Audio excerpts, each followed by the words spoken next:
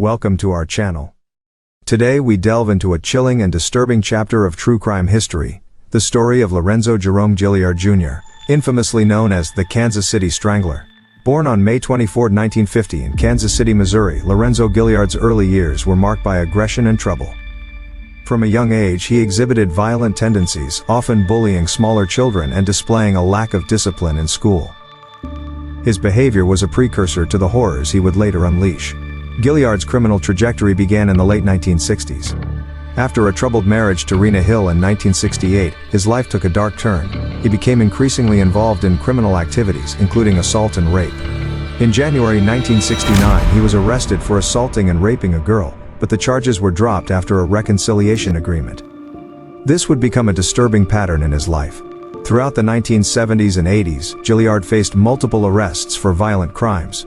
Despite numerous charges, including the assault and rape of his own wives, many cases were dropped, and Gilyard continued his reign of terror. His criminal activities extended beyond violence to making bomb threats and theft, yet he often escaped serious punishment. The true horror of Gilyard's crimes began to emerge in the 1980s and early 1990s.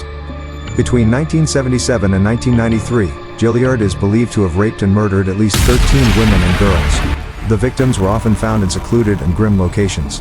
Landfills, snowdrifts, abandoned buildings, strangled with items like nylon stockings, laces and wire.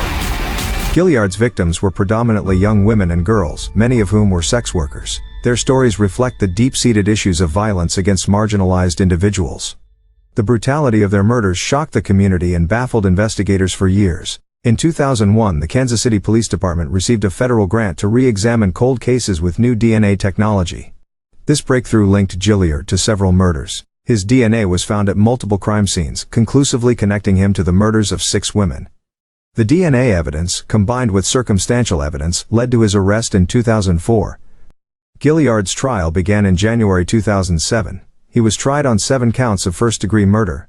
The prosecution presented compelling DNA evidence and a pattern of brutality in Gilyard's crimes. Despite his insistence on innocence, the evidence was overwhelming.